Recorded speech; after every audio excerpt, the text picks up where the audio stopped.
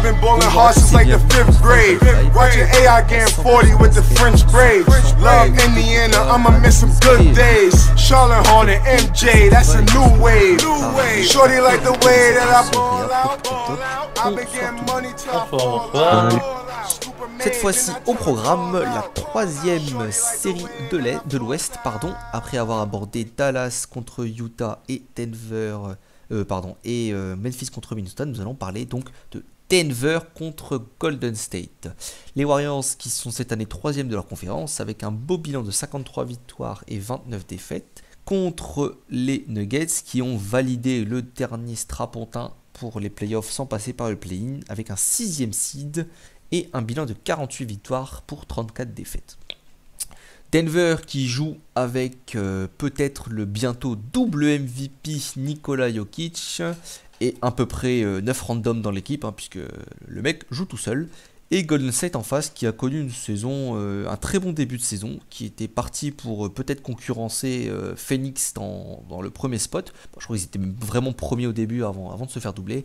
Et des petits pépins physiques à droite à gauche, Stephen Curry, Draymond Green, ce qui nous donne lieu à un mois notamment de février-mars absolument dégueulasse, avec des défaites de partout. C'est là que Memphis en profite pour reprendre le deuxième spot, mais ça suffit quand même à la fin du compte pour garder la troisième place, avec notamment une petite série de 5 victoires en avril qui permet de rester devant Dallas.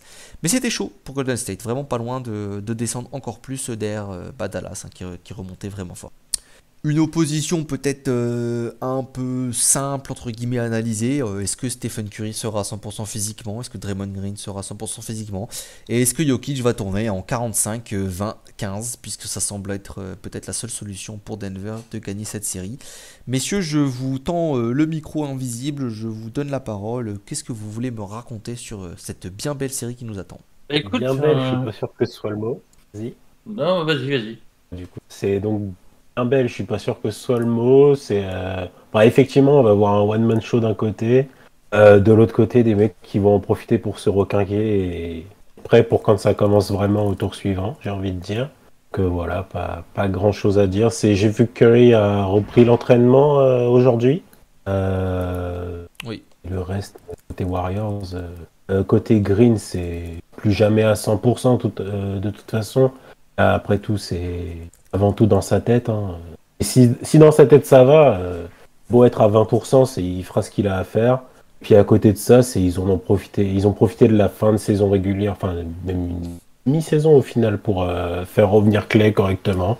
T'as une équipe, un roster, les hommes principaux d'un roster champion qui sont de retour, plus ou moins en forme, avec des nouveaux ajouts depuis cette période. Des années en plus, vont dire certains, mais l'air solide. On va pas se mentir, leur roster est quand même deep, même si leurs stars sont pas 100% non plus. Mais après, pour reprendre une formulation qui a été donnée sur le forum, là, ça va être Golden State avec ses stars et en face le reste du Jokic et le reste du monde. Sauf que Jokic est capable d'emmener le reste du monde à battre Golden State, ou tout du moins en être pas loin. Et notamment parce que, comme tu as dit, Steph sera probablement pas à 100%, surtout en reprenant l'entraînement que maintenant.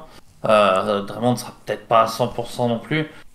Après, le roster est tellement deep que Golden State va finir par passer, mais voilà, je vois bien un mixtape sur mixtape de Jokic et que ça fasse une très belle série, une série qui dure. De toute façon, Jokic, il va passer ses stats. Là, il n'y a pas de souci avec ça. Le mec, depuis un mois, il tourne à 35 points, 15 rebonds, 10 passes quasiment. Il n'y aura pas de souci, il va poser ses stats. Après, c'est peut-être pas le meilleur match-up, on va dire, de tomber sur Draymond Green, même s'il n'est plus à son niveau de défenseur de l'année. Ça reste encore un excellent défenseur et surtout un défenseur très intelligent.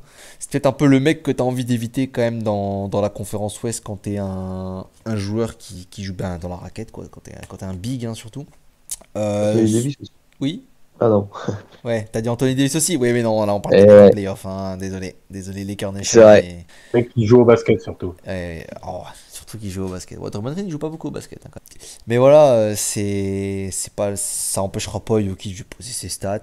A priori, on n'est vraiment pas sur un retour de Jamal Murray de toute façon. Michael Porter Jr., on peut très probablement oublier aussi. Tout seul, il est tout seul, comme toute la saison, ce qui l'a pas empêché de le faire 48 victoires.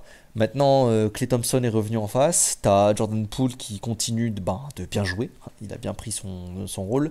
Kuminga quand même en sortie de banc, qui ne va pas faire une série incroyable complète, mais qui va pouvoir apporter peut-être 2, 3, 4 matchs dans la série selon la longueur, sa dizaine de points, sa défense et peut-être sa dizaine de rebonds.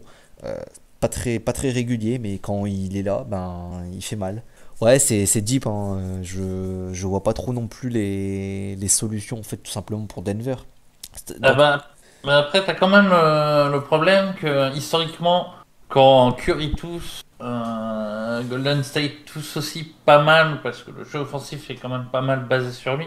Alors oui. certes, ils s'en sont passés plus ou moins avec brio ces dernières semaines, mais quand il est là, tu peux pas faire comme s'il était pas là. Donc ça risque un petit peu de pénaliser. C'est pour ça que pour moi ça va être serré d'ailleurs. Parce que sinon si tout le monde est à 100% côté Golden State et Denver dans l'état où c'est actuellement, même avec Jokic qui se divise en 10 et qui se... normalement ça se fait pas un pli. J'avoue que je suis intrigué par la condition physique de Jokic pour ses playoffs quand même. Avec le workload qu'il a assumé quand même toute la saison. Il a pas loupé un match concrètement. Son gabarit physique qui n'est pas non plus impressionnant. Je demande à voir si on n'aura peut-être pas un Jokic un petit peu fatigué quand même en playoff sur une série qui va être dure physiquement, qui va encore traîner sur plus de 40 minutes par match. Voilà.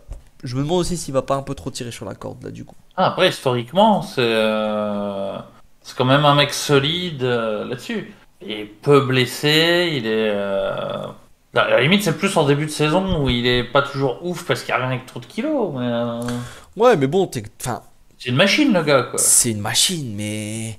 Je sais pas, quand tu vois le mec, quand tu vois vraiment tout ce qu'il fait sur le terrain, le mec est partout, en plus depuis quelques ans, il fait vraiment même tout le scoring.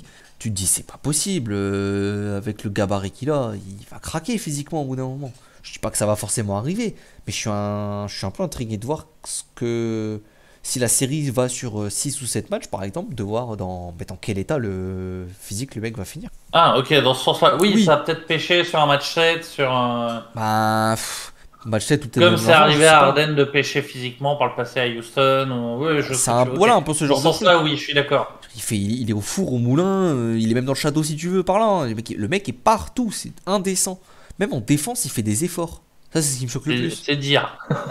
Oui, même en défense, je le vois faire des efforts. C'est pas un grand joueur défensif, mais de ce côté-là du terrain, je le vois se placer, essayer de jouer des charges, essayer de jouer un peu, contester les tirs et tout.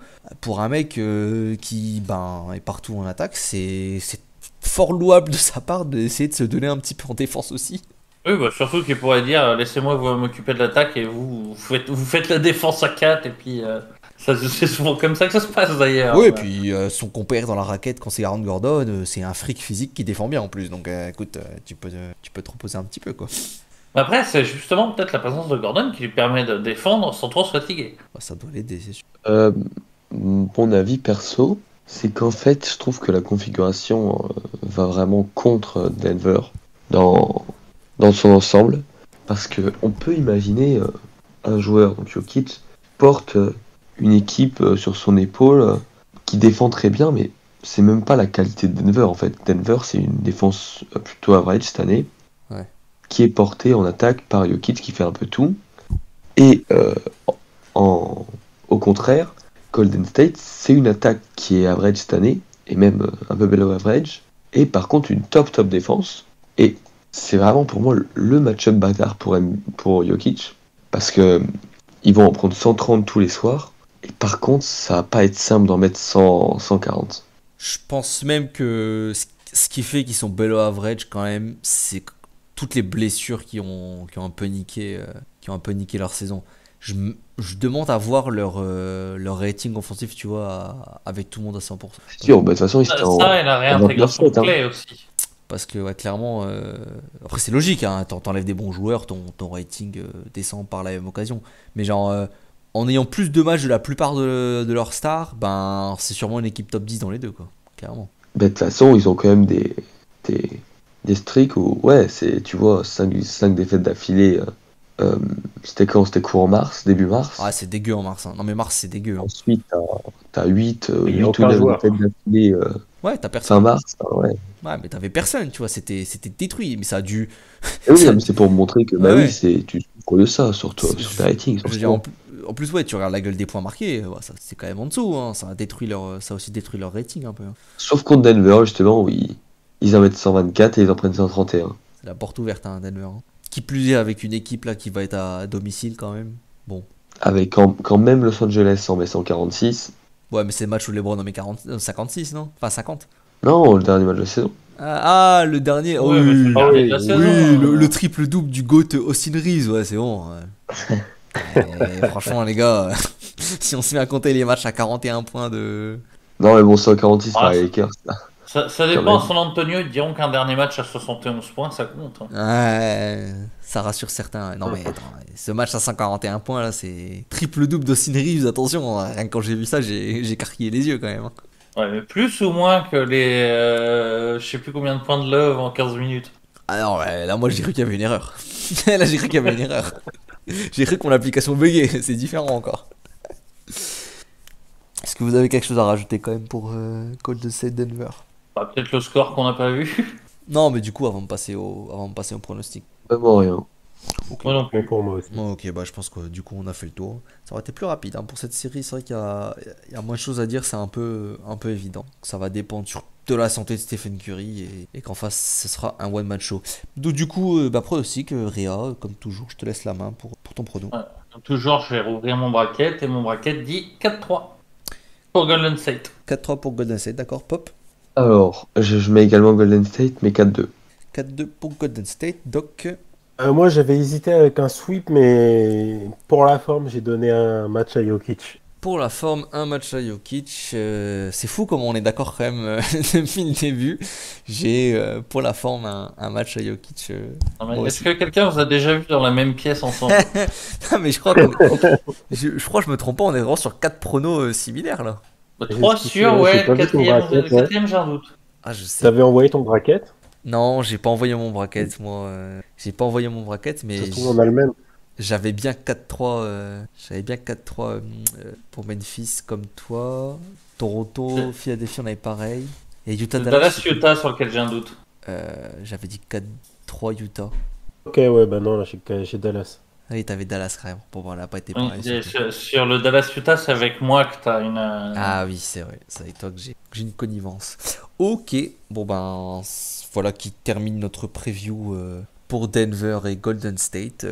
On aura pareil un début de réponse samedi dans la nuit, puisque c'est le dernier match qui va être joué de cette première salve de playoff et un bon horaire américain comme on aime, 2h30, ce qui fait que j'aurai absolument pas le courage de regarder personnellement. Ah, 2h30, faut pas déconner. Bonne soirée tout le monde et au revoir. C'est vrai. Salut. Bonne soirée.